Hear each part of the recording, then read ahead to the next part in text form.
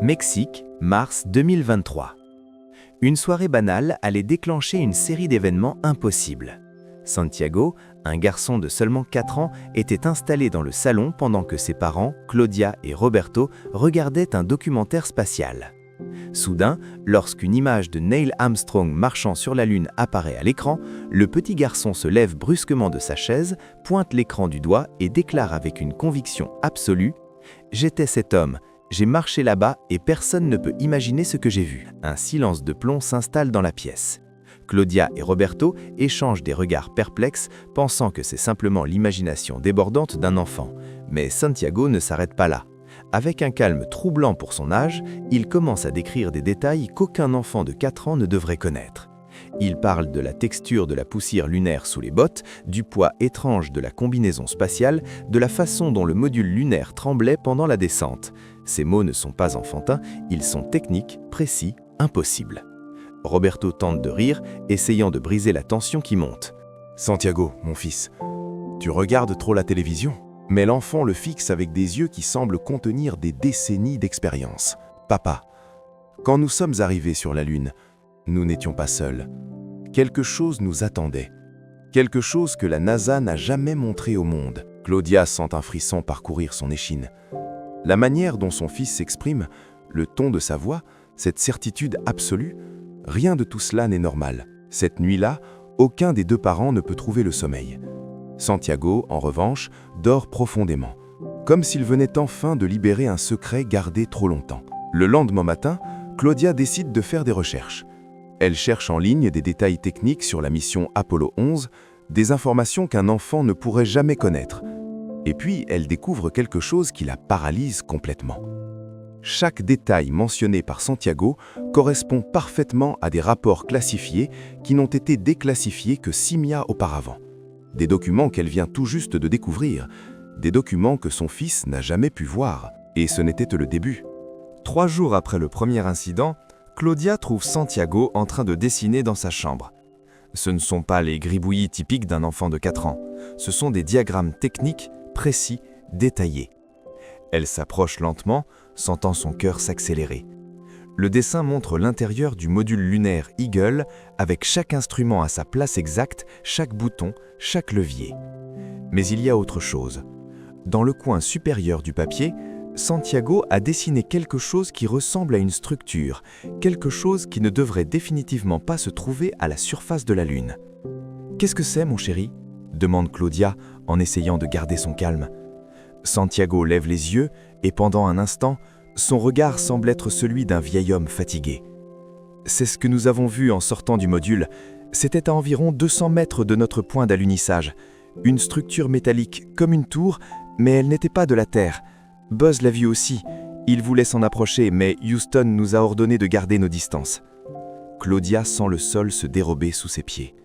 Elle prend une photo du dessin et l'envoie à son frère Miguel, ingénieur aérospatial qui travaille dans une université.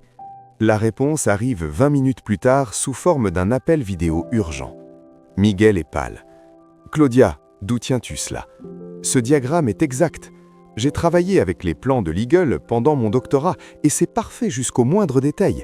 Mais c'est autre chose. » Il pointe la structure étrange. « Cela ne devrait pas exister. Qui a fait ce dessin? » « Santiago, ton neveu de 4 ans. » La ligne reste silencieuse. Miguel se passe la main sur le visage, incrédule. « C'est impossible. Ces plans techniques ne sont disponibles que dans les archives de la NASA. Et cette structure, Claudia, il y a des rumeurs, des théories du complot sur des anomalies dans les missions Apollo, mais je n'ai jamais rien vu d'aussi précis. » Ce soir-là, Roberto décide de confronter Santiago directement. Il s'assoit à côté de lui sur son lit et lui demande « Mon fils, comment sais-tu toutes ces choses ?» Santiago le regarde avec une tristesse profonde. « Papa, je suis Neil, ou j'étais Neil. Je ne comprends pas complètement, mais les souvenirs sont là. » Il se touche le front. « Et j'ai besoin que vous m'écoutiez parce que ce que nous avons vu là-haut est lié à quelque chose qui va bientôt se produire ici, quelque chose de très proche. » La chambre semble se figer. Roberto sent un nœud dans son estomac, mais la révélation la plus choquante était encore à venir. 1 semaine plus tard, Claudia et Roberto prennent une décision désespérée. Ils contactent le docteur Ernesto Vega, psychologue pour enfants reconnu à Mexico, spécialisé dans les cas inhabituels. Lors de la première séance, le docteur Vega adopte son ton professionnel habituel, s'attendant à trouver un cas d'imagination hyperactive ou peut-être une exposition excessive à du contenu spatial. Mais ce qui se produit dans cette consultation va le marquer à jamais. Santiago entre dans le cabinet avec la tranquillité de quelqu'un qui a vécu des décennies. Il s'assoit face au docteur Vega et, sans qu'on lui pose de questions, commence à parler. « Docteur, je sais que vous pensez que je suis juste un enfant avec des fantasmes, mais laissez-moi vous dire quelque chose que personne ne sait. Le 20 juillet 1969, à 20h17 UTC, juste après l'alunissage, il y a eu un silence de communication de 2 minutes et 13 secondes. Officiellement, c'était un problème technique, mais la vérité est que Houston nous a ordonné d'éteindre les microphones parce que nous décrivions ce que nous voyons. Et ce que nous avons vu, ce sont 3 objets lumineux formant un triangle parfait flottant au-dessus du cratère Daedalus. Le docteur Vega sent un frisson le parcourir. Ces données, ces horaires exacts, cette précision technique, discrètement, il prend son téléphone et cherche des informations sur la mission Apollo 11. Et il le trouve. Effectivement, il y a un vide dans les transmissions exactement à cet horaire. Un vide que la NASA a attribué à des défaillances techniques. Mais ce qui le perturbe le plus, c'est que cette information spécifique sur le cratère Daedalus n'est apparue que dans un document déclassifié il y a 3 mois. Un document académique qui circule à peine dans les cercles spécialisés. « Comment sais-tu cela, Santiago ?» demande le docteur, en abandonnant son ton professionnel. L'enfant le regarde avec des yeux fatigués. « Parce que j'y étais. Parce que j'ai ressenti la peur de ne pas savoir si nous reviendrons. Parce que j'ai vu Buzz trembler dans sa combinaison, même s'il paraissait calme à l'extérieur. Et parce que j'ai tout enregistré sur une bande audio personnelle que j'ai cachée avant de mourir. » Le docteur Vega laisse tomber son stylo. « Une bande ? Où ?» Santiago ferme les yeux, se concentrant. « Dans ma maison de Cincinnati. Enfin, la maison de Neil Armstrong. Au sous-sol, derrière un faux mur, dans une boîte métallique verte. Les coordonnées exactes de la cachette sont 39 degrés 20 minutes nord, 84 degrés 23 minutes ouest. La pièce est plongée dans un silence absolu. Claudia et Roberto se regardent, sachant qu'ils viennent de franchir un point de non-retour. Comment un enfant de 4 ans pourrait-il connaître des coordonnées géographiques exactes? Mais ce n'était rien comparé à ce qui allait suivre. 2 semaines plus tard, Claudia, Roberto et Santiago sont dans un avion en direction de Cincinnati, Ohio. La décision n'a pas été facile.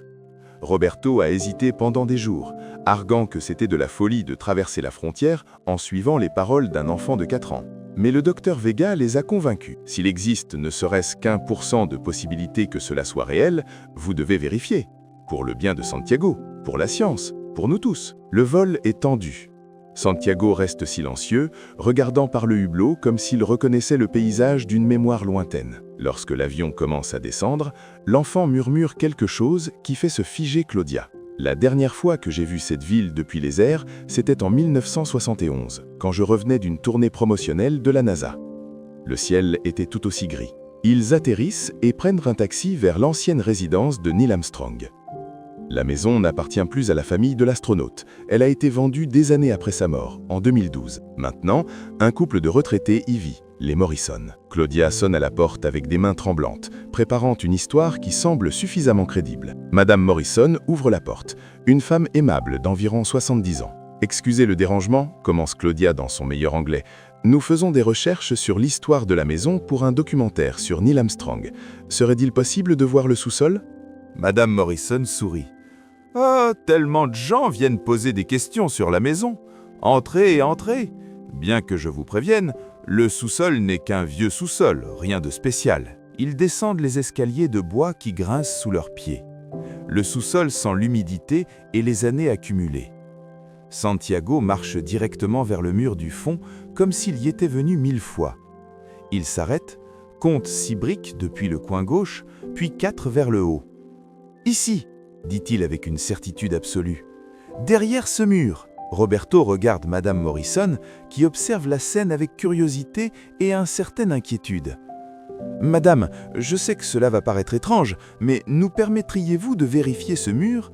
Nous paierons tous les dommages. » La femme hésite, mais il y a quelque chose dans la conviction de l'enfant qui la fait acquiescer. « Mon mari a des outils dans le garage. » 30 minutes plus tard, Roberto a fait un petit trou dans le mur. Il introduit une lampe torche et son visage pâlit. Il y a un espace vide et il y a quelque chose à l'intérieur. Avec des mains tremblantes, il sort une boîte métallique verte couverte de poussière. La date gravée sur le couvercle indique « Juillet 1970 ». Claudia tombe à genoux et pleure, parce que l'impossible vient de devenir réel. La boîte métallique verte repose sur la table de cuisine des Morrison. Tous l'observent, comme s'il s'agissait d'une relique sacrée. Madame Morrison est assise, s'éventant avec un magazine, encore sous le choc. « Nous avons vécu ici 17 ans, murmure-t-elle. 17 ans, et nous n'avons jamais su qu'il y avait quelque chose derrière ce mur. » Santiago reste calme, comme s'il savait déjà exactement ce que contient la boîte. Roberto ouvre le couvercle lentement. La rouille craque avec le mouvement. À l'intérieur, il y a 3 objets. Un petit magnétophone à cassette analogique des années 70, un carnet aux pages jaunies et une photographie en noir et blanc. Claudia prend d'abord la photo. Elle montre Neil Armstrong avec sa famille. Mais dans le coin inférieur droit, il y a une annotation écrite à la main. Pour celui qui trouvera ceci, la vérité doit être connue au moment opportun. Santiago pointe le magnétophone. Appuyez sur lecture, c'est ma voix. Enfin, la voix de Neil. Roberto insère les piles neuves que Madame Morrison leur a fournies. Avec des mains tremblantes, il place la cassette et appuie sur le bouton. Il y a d'abord des parasites, puis on entend une respiration profonde, et enfin la voix incontestable de Neil Armstrong remplit la pièce. « Mon nom est Neil Armstrong. Nous sommes le 15 juillet 1970. J'enregistre ceci parce que je ne peux pas emporter ce secret dans ma tombe. Ce que nous avons vu sur la Lune n'était pas seulement de la poussière et des roches. À 20h17 le 20 juillet 69, Buzz et moi avons été témoins de quelque chose qui a changé tout ce que je croyais sur l'univers. 3 objets, des structures qui défiaient notre compréhension de la physique, flottaient en formation au-dessus de l'horizon lunaire. Houston nous a ordonné un silence absolu. Ils nous ont dit que c'était pour la sécurité nationale, que la panique mondiale serait inévitable. L'enregistrement continue. Armstrong décrit avec des détails techniques chaque aspect de ce qu'il a vu. La luminosité des objets, les mesures qu'il a prises en secret, les photographies qu'il a faites avec son appareil personnel et qu'il n'a jamais remises à la NASA. Ces structures avaient environ 200 mètres de hauteur. Elles émettaient une fréquence de 4,7 GHz qui interférait avec nos instruments. Et le plus troublant, elles semblaient nous observer, nous étudier. La voix sur la bande fait une longue pause. Puis Armstrong dit quelque chose qui fait retenir le souffle à tous ceux présents dans la pièce. Mais ce n'était pas le plus inquiétant. Ce qui était vraiment terrifiant, c'était le message que nous avons reçu. Un message qui ne venait pas de Houston, un message qui venait d'eux. La bande s'arrête brusquement. Et à ce moment, Santiago parle d'une voix ferme. Et ce message disait qu'il reviendrait, dans exactement 56 ans. Claudia fait rapidement le calcul mental. 56 ans depuis juillet 1969. Cela signifie juillet 2025, dans 4 mois. Roberto ouvre le carnet avec des mains tremblantes. Les pages sont remplies d'annotations techniques, de calculs mathématiques et de diagrammes qui semblent sortis d'un manuel d'ingénierie aérospatiale avancé. Mais ce qui les laisse vraiment sans voix, ce sont les 6 photographies en noir et blanc collées sur les dernières pages. Ce sont des images de la surface lunaire, mais pas comme celles que le monde connaît. Sur chacune d'elles, on peut voir avec une clarté absolue les structures qu'Armstrong a décrites dans l'enregistrement. Madame Morrison s'approche pour mieux voir. « Mon Dieu !» murmure-t-elle. « Celles-ci sont réelles. On peut voir le module Eagle en arrière-plan sur cette photo, ce qui signifie qu'elles ont été prises depuis la surface. » Claudia examine les images attentivement. Sur l'une d'elles, on distingue clairement une formation triangulaire d'objets métalliques brillants. Impossible! Sur une autre, il y a quelque chose qui ressemble à un éclair de lumière se déplaçant à une vitesse impossible au-dessus de l'horizon lunaire. La 3e photographie montre une ombre allongée qui ne correspond à aucune formation rocheuse connue. Santiago s'approche de la table et pointe la 4e photographie. C'est celle qui m'a le plus effrayé. Regardez le coin supérieur droit. Tous se penchent. Là, à peine visible mais indéniable, il y a ce qui semble être une forme humanoïde debout sur la surface lunaire. Mais elle ne porte pas de combinaison spatiale. C'est impossible. Complètement impossible. Et pourtant, c'est là. Capturé sur pellicule photographique de la NASA de 1969. Roberto prend son téléphone et commence à tout photographier. La boîte, le magnétophone, les photos, chaque page du carnet. Nous devons documenter tout cela avant que... Je ne sais pas, avant que quelqu'un n'essaie de le faire disparaître. Sa paranoïa n'est pas infondée. Si cela est réel, si la NASA a caché cela pendant plus de 50 ans, ils ne permettront pas que cela soit révélé facilement. Madame Morrison est pâle. Que faisons-nous maintenant? C'est plus grand que nous tous. Claudia regarde Santiago, qui reste étrangement calme. « Mon fils, l'enregistrement s'est coupé. Que disait encore le message? Que voulaient ces choses ?» Santiago ferme les yeux, comme s'il accédait à un fichier stocké au plus profond de son esprit. Le message était simple. Il disait qu'il reviendrait lorsque l'humanité serait prête pour la vérité, qu'il nous observait depuis avant le premier pas sur la Lune, et que leur retour serait un test. Un silence lourd remplit la pièce. « Un test de quoi ?» demande Roberto. Santiago ouvre les yeux, et en eux se mêlent la peur et la détermination. Un test pour voir si nous méritons de continuer à exister. 48 heures après la découverte, Claudia et Roberto reçoivent un appel inattendu. Un numéro privé. La voix à l'autre bout se présente comme étant la docteure Sarah Chen, directrice associée de la division d'histoire de la NASA. Son ton est courtois mais ferme. « Madame Claudia, nous devons parler de ce que vous avez trouvé à Cincinnati. S'il vous plaît, comprenez que c'est une affaire de sécurité nationale. La famille est de retour à Mexico, mais maintenant ils savent qu'ils sont surveillés. » Roberto répond avec prudence. « Comment savez-vous ce que nous avons trouvé ?» Il y a une pause de l'autre côté. « Monsieur Roberto, Madame Morrison a signalé votre visite et nous avons des indicateurs qui nous alertent lorsque certains matériaux sensibles pourraient avoir été compromis. Nous avons besoin de récupérer ces articles. Ils sont la propriété du gouvernement des États-Unis. » Claudia intervient, sa voix tremblante mais déterminée. « Avec tout le respect que je vous dois, Dr. Chen, ce que nous avons trouvé était dans une propriété privée, cachée par Neil Armstrong lui-même. Si c'est si sensible, pourquoi la NASA ne l'a-t-elle jamais cherché ?» Un autre silence. « C'est compliqué, madame, mais je vous propose quelque chose. Venez à Houston, amenez l'enfant. Nous voulons parler à Santiago. Peut-être pouvons-nous vous aider à comprendre ce qui se passe. » Santiago, qui a écouté la conversation, secoue vigoureusement la tête. « Non, maman, si nous y allons, ils feront tout disparaître. Ils détruiront les preuves et diront que nous sommes fous. » Mais Claudia voit une opportunité. « Dr. Chen, nous accepterons à une condition. La réunion doit être filmée avec des témoins indépendants présents et toute information que vous partagez doit être enregistrée officiellement. » 3 jours plus tard, la famille est dans les installations du Centre spatial Johnson à Houston. La salle de conférence est austère, avec des murs gris et une longue table de réunion. La Dr. Chen est là, accompagnée de 2 hommes qui se présentent comme conseillers en sécurité et un homme plus âgé en costume qui ne donne pas son nom. Santiago entre et, en voyant l'homme plus âgé, il s'arrête net. « Vous étiez là, vous étiez le directeur de vol en 1969, Gene Kranz. » L'homme plus âgé pâlit. « Je ne suis pas Gene Kranz, il est mort il y a des années. » Mais Santiago s'approche. « Vous étiez dans la salle de contrôle quand nous avons signalé les objets. Vous avez donné l'ordre de couper les communications. Votre voix tremblait. Vous avez dit « Silence radio 2 minutes, code Nightfall ». C'était le code secret pour les anomalies extraterrestres. La salle est plongée dans un silence sépulcral. L'homme plus âgé s'assoit lentement. Son visage est un masque de choc absolu. « Code Nightfall », murmure-t-il. « Personne ne devrait connaître ce code. Personne, sauf... » Il s'arrête, regardant l'enfant avec des yeux mêlant terreur et fascination.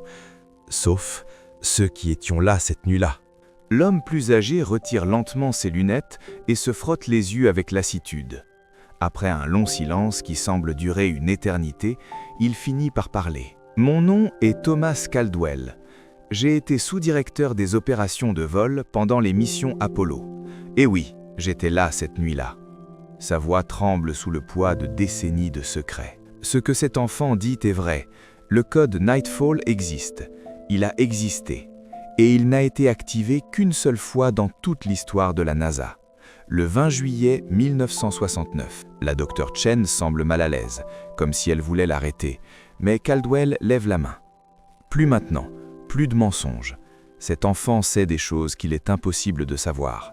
Et si Neil a vraiment tout enregistré avant de mourir, alors le secret est déjà dehors. Il se tourne vers Santiago avec une expression mêlant respect et peur. « Que te rappelles-tu d'autre, mon garçon? Qu'as-tu vu d'autre là-haut » Santiago s'assoit sur une chaise trop grande pour lui, mais parle avec l'autorité de quelqu'un qui a porté un secret impossible. Après que Houston nous ait ordonné le silence, Buzz et moi avons continué à observer. Les objets se sont rapprochés. Ils ne faisaient aucun bruit, évidemment, parce qu'il n'y a pas d'air sur la Lune. Mais nous pouvions sentir une vibration dans le sol, transmise à travers nos bottes. À 20h32, l'un des objets est descendu à exactement 300 mètres de notre position. Caldwell acquiesce lentement, sortant de sa mallette un document scellé. Rapport classifié Alpha Nightfall 1, date 22 juillet 1969. Il ouvre le document devant tous. Là, à l'encre officielle de la NASA, se trouve le témoignage de Neil Armstrong et Buzz Aldrin, mot pour mot, correspondant à ce que dit Santiago. À 20h32 UTC, objet non identifié descendu à approximativement 300 mètres du module lunaire. Impossible de déterminer l'origine ou la composition. Roberto n'en croit pas ses yeux. Pourquoi? Pourquoi cacher cela pendant plus de 50 ans? Caldwell soupire profondément. Par peur de la panique mondiale, peur que les puissances mondiales pensent que c'était de la technologie soviétique et déclenchent une guerre, peur d'admettre que nous ne sommes pas seuls et que ce qui est là-haut est infiniment plus avancé que nous. Il fait une pause, regardant directement Santiago. « Mais tu as dit qu'il reviendrait. Quand exactement ?» Santiago répond sans hésiter. « Le 21 juillet 2025, 56 ans après le premier contact. Et cette fois, ils ne viendront pas pour observer, ils viendront pour interagir. À 3h17 du matin, heure de l'Est, ils apparaîtront exactement au-dessus du même endroit où nous avions alluni. » Caldwell ferme les yeux. C'est dans 3 mois et 4 jours. Les 2 mois suivants sont un tourbillon d'activités frénétiques. La NASA, consciente que le secret ne peut plus être contenu, forme une équipe spéciale appelée Projet Répondre. Thomas Caldwell dirige le groupe et, étonnamment, demande que Santiago fasse partie de l'équipe consultative. Si cet enfant a les souvenirs de Neil Armstrong, argumente Caldwell devant les dirigeants, alors il possède des informations qu'aucun de nous ne possède, des informations dont nous pourrions avoir besoin. Claudia et Roberto s'installent temporairement à Houston. Santiago assiste à des séances quotidiennes où des scientifiques, des astrophysiciens et des experts en communication extraterrestre l'interrogent. Chaque détail qu'il fournit est vérifié. Chaque description est comparée aux données classifiées. Et encore, tout correspond avec une précision millimétrique. L'enfant décrit des fréquences radio que la NASA a détectées mais n'a jamais pu expliquer. Il mentionne des anomalies magnétiques qui sont apparues sur les capteurs du module lunaire. Il dessine même des symboles qui étaient gravés sur la surface des objets. Des symboles qu'Armstrong a photographiés mais qui n'ont jamais été publiés. Le 19 juillet 2025, 2 jours avant la date prédite, Santiago a un épisode. Au milieu d'une réunion, il s'arrête brusquement. Son corps se raidit et ses yeux deviennent blancs. Claudia court vers lui, mais avant qu'elle ne puisse l'atteindre, l'enfant commence à parler d'une voix qui n'est pas complètement la sienne, plus profonde, résonante. Ils arrivent. Je peux les sentir s'approcher. Ils sont en orbite depuis des semaines, attendant le moment exact. Ils ont besoin que nous comprenions quelque chose. Ils ne sont pas une menace, mais ils ne sont pas non plus nos sauveurs.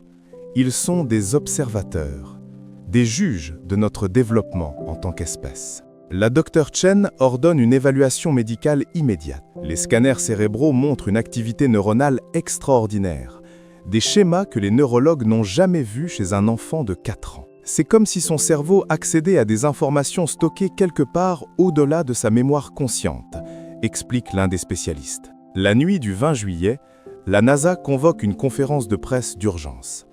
Ils ne révèlent pas tout, mais confirment qu'ils ont détecté des anomalies orbitales d'origine inconnue et qu'ils surveillent la situation. Le monde entre dans un état d'anxiété collective.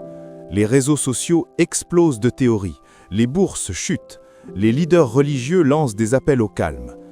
Et Santiago, assis dans la chambre d'hôtel à côté de ses parents, regarde l'horloge.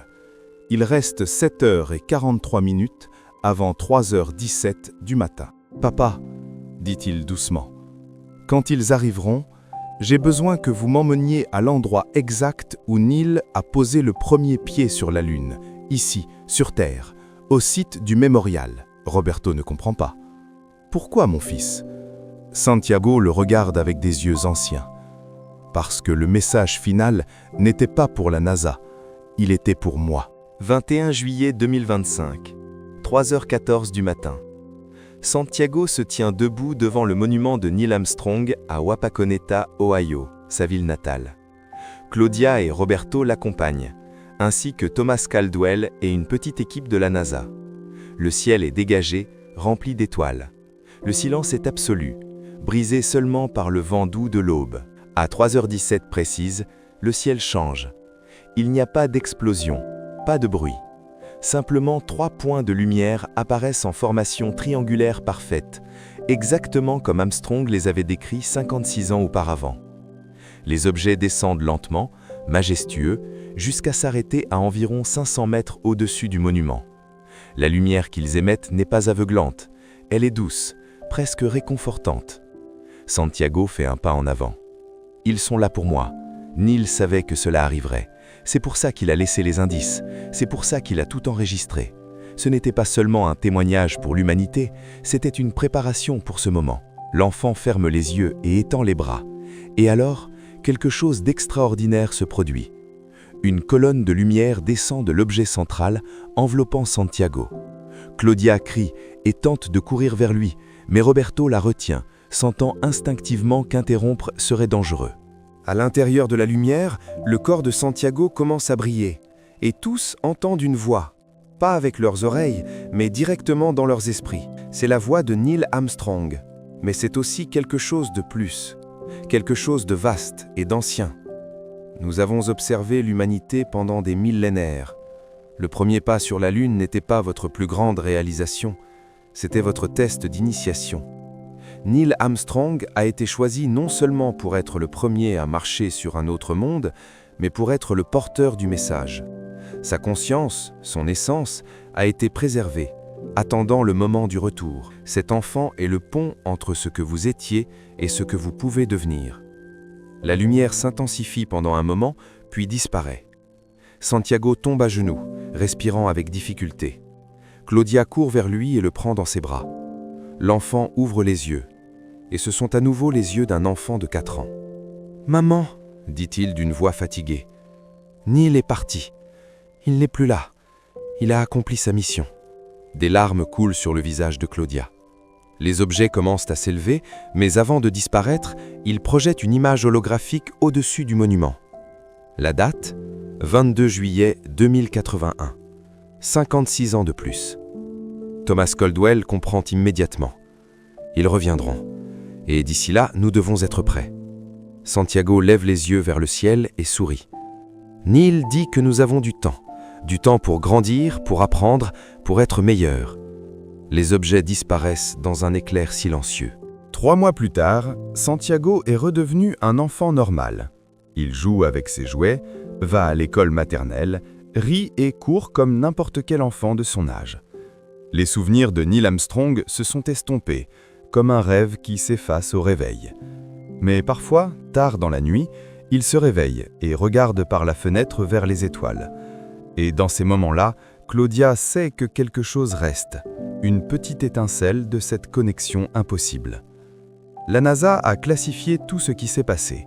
Officiellement, rien ne s'est produit le 21 juillet 2025. Les quelques témoins ont été priés de garder le silence. Les preuves ont été enfermées dans les archives les plus profondes. Mais Thomas Caldwell, maintenant retraité, garde une copie de tout dans un coffre-fort. Les photographies, les enregistrements, les témoignages. Il sait que dans 56 ans, l'humanité aura besoin de se souvenir. Et quelque part, dans une chambre d'enfant à Mexico, un garçon de 4 ans dessine. Ce ne sont plus des diagrammes techniques ou des structures impossibles. Ce sont juste des dessins d'enfants, des fusées, des étoiles et 3 points de lumière en formation triangulaire. Parce que certains souvenirs ne disparaissent jamais complètement. et certaines vérités attendent simplement le bon moment pour être révélées à nouveau. La prochaine rencontre, 22 juillet 2081. L'humanité sera-t-elle prête ?